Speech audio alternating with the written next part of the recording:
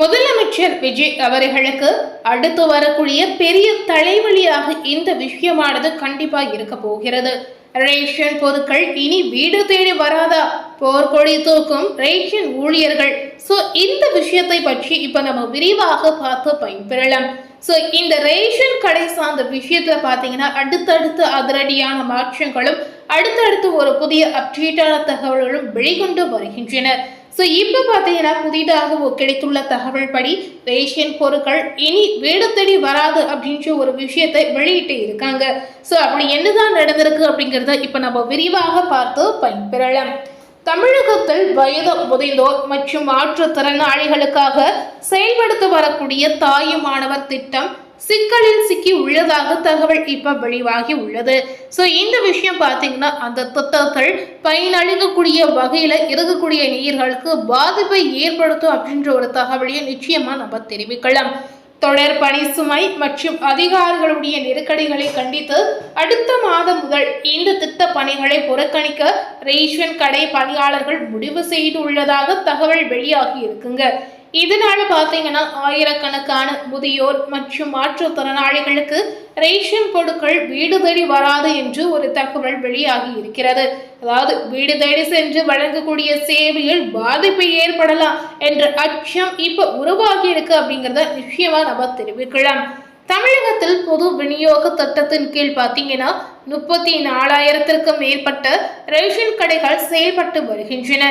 சுமார் 2.28 கோடி குடும்ப அட்டைகள் மூலம் 7 கோடிக்கும் அதிகமான மக்கள் மாதந்தோறும் அரிசி, சர்க்கரை, பருப்பு உள்ளிட்ட அத்தியாவசிய பொருட்களை பெற்று வருகின்றனர்.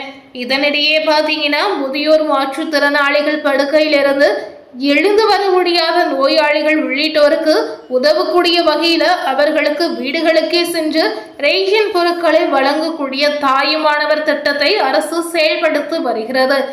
இந்த தாயுமானவர் திட்டம் இப்ப நிறுத்தப்படுமா என்ற கேள்வி மக்களிடையே எழுந்திருக்கு.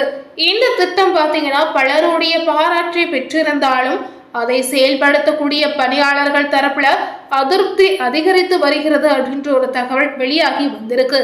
இது குறித்து பார்த்தீங்கன்னா தமிழ்நாடு அரசின் ரேஷன் கடை பணியாளர் சங்கம் நிர்வாகிகள் கூறுகையில் ஏற்கனவே ரேஷன் கடைகளில் பணியாற்றும் ஊழியர்களுக்கு அதிக பணி சுமை இருப்பதாக தெரிவித்து வந்தாங்க. தினசரி விநியோகம், இருப்பு பராமரிப்பு, கணினி பதிவு உள்ளிட்ட பல்வேறு பணிகளுக்கு இடையே கூடுதலாக வீடுதலை சென்று பொருட்கள் வழங்க வேண்டிய நிலை ஏற்பட்டுள்ளதாக அவர்கள் குற்றம் சாட்டி இருப்பதாக ஒரு தகவல் வெளியாகி இருக்குங்க.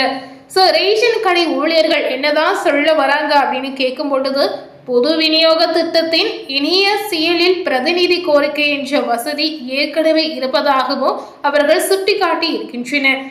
அதன் மூலம் பார்த்தீங்கன்னா நேரடியாக கடைக்கு வர முடியாத முதியோர், மாற்றுத்திறனாளிகள், கர்ப்பிணி பெண்கள் மற்றும் சிகிச்சை பெற்று வரக்கூடிய நோயாளிகள் உள்ளிட்டவர்களுக்கு தங்களுக்கு நம்பகமான ஒருவரை பிரதிநிதியாக நியமித்து பொருட்களை பெற்றுக்கொள்ள முடியும் என்று அவர்கள் சொல்லிக்கொண்டு வருகின்றனர்.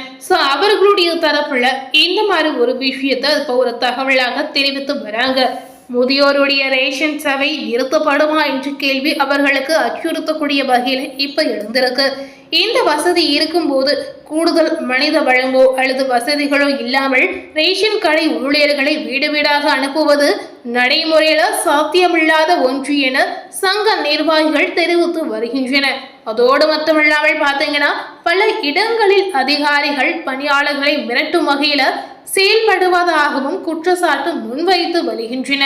பணியை சரியாக செய்யவில்லை என்ற பெயரில் நடவடிக்கை எடுப்பேன், பணி நீக்கம் செய்வேன் போன்ற எச்சரிக்கைகள் விடுக்கப்படுவதாகவும் இது பணியாளர்களிடையே கடும் மன அழுத்தத்தை ஏற்படுத்தி வருவதாகவும் அவர்கள் சொல்லிக்கொண்டு வருகின்றனர். ரேஷன் கடை பணியாளர்களுக்கு இந்த மாதிரி நிறைய மிரட்டல்கள் கூட வருவதாக ஒரு தகவலை தெரிவித்து வராங்க. அவர்களுக்கு அடுத்ததாக முதலமைச்சர் விஜய் அவர்கள் என்ன செய்ய போகிறார் என்று காத்து கொண்டு வருகின்றனர். இதனாலதான் பாத்தீங்கன்னா தாயுமானவர் திட்டத்தை தொடர வேண்டுமெனில் சில முக்கிய கோரிக்கைகளை அரசு நிறைவேற்ற வேண்டும் என்று பணியாளர்கள் வலியுறுத்தி வந்தாங்க. குறிப்பாக பார்த்தீங்கன்னா இந்த திட்டத்திற்காக தனி ஊழியர்களை நியமிக்க வேண்டும் அப்படின்னு சொல்லி வந்தாங்க. கூடுதல் கைரேகை பதிவு கருவிகள் வழங்க வேண்டும் அப்படின்னு கேட்டு இருந்தாங்க. அது மட்டும் இல்ல, பெண் பணியாளர்கள், கர்ப்பிணிகள், மாற்றுத்திறனாளிகள் மற்றும் வயது முதிர்ந்த ஊழியர்களுக்கு இந்த பணிகளில் இருந்து விலக்கு அளிக்க வேண்டும் என்பன உள்ளிட்ட கோரிக்கைகள் முன்வைத்து வந்தன. சோ இந்த மாதிரி விஷயத்த அவர்களுடைய தரப்புல அவங்க தெரிவித்து வந்தாங்க. மேலும் பாத்தீங்கன்னா நுகர்பொருள் வாணிப கழக கிடங்குகளில் இருந்து ரேஷன் கடைகளுக்கு பொருட்கள் கொண்டு செல்லப்படும் நடைமுறையை முழுமையாக கண்காணிப்பு கேமராக்கள் அமைக்க வேண்டும் என்று அவர்கள் கோரிக்கை வைத்துள்ளதாகவே ஒரு புதிய தகவலானது வெளியாகி இருக்குங்க. தேர்தல் வாக்குறுதியில அறிவிக்கப்பட்ட பாக்கெட் முறையிலான விநியோகத்தை நடைமுறைப்படுத்த வேண்டும் என்பது அவர்களுடைய முக்கிய கோரிக்கைகளில் ஒன்றாக நிச்சயமாக இருக்கிறது. சோ ஊழியர்களுக்கு எச்சரிக்கை என்னவாக இருக்கு அப்படின்னு கேட்டீங்கன்னா, மாநிலம் முழுவதும் ஒரே மாதிரியான வேலை நேரம் நிர்ணயிக்கப்பட வேண்டும் என்று அந்த சங்கம் வலியுறுத்தி வருகிறது. தற்போது மாவட்டத்திற்கு மாவட்டம் நடைமுறையில் இருக்கக்கூடிய வேலை நேர வேறுபாடுகள் பணியாளர்களுக்கு சிரமத்தை ஏற்படுத்துவதாக அவர்கள் சொல்லிக் கொண்டு வராங்க. இந்த கோரிக்கைகள் அனைத்தையுமே பார்த்தீங்கன்னா அரசு இந்த மாத இறுதிக்குள் பரிசீலித்து தீர்வு காண வேண்டும் என்று சொல்லி இருக்காங்க. இல்லையெனில் ஜூலை மாதம் முதல் தாயுமானவர் திட்ட பணிகளை புறக்கணிக்க போராட்டத்தில் ஈடுபடுவோம் அப்படின்னு ரேஷன் கடை பணியாளர் சங்கம் எச்சரிக்கையாகவே சொல்லி இருக்காங்க. சோ அரசுக்கு வைத்திருக்கக்கூடிய கோரிக்கை என்னவா இருக்கு அப்படின்னு கேட்டீங்கன்னா, இந்த போராட்டம் நடைமுறைக்கு வந்தால் வீட்டை விட்டு வெளியே வர முடியாத முதியோர் மற்றும் மாற்றுத்திறனாளிகள் ரேஷன் பொருட்களை பெறுவதில் கண்டிப்பா சிரமம் ஏற்படும் அப்படிங்கிறத சொல்லி கொண்டு வராங்க. பணியாளர்களின் கோரிக்கைகள் மற்றும் பொதுமக்களின் நலன் கருதி இந்த இரண்டையுமே கருத்தில் கொண்டு அரசு விரைவாக தலையிட்டு தீர்வு காண வேண்டும் என்று கோரிக்கை இப்ப விடுத்து இருக்காங்க.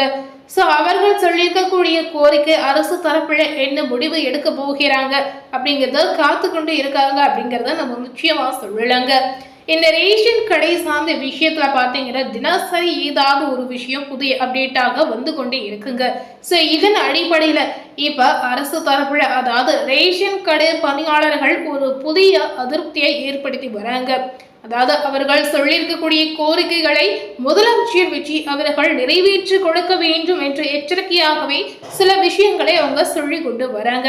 சோ அதை நிறைவேற்றினால் மட்டுமே இந்த தாயுமானவர் திட்டம் நடைமுறைக்கு வரும் அப்படின்ற ஒரு தகவலையும் அவர்களுடைய தரப்புல சொல்லி கொண்டு வராங்க.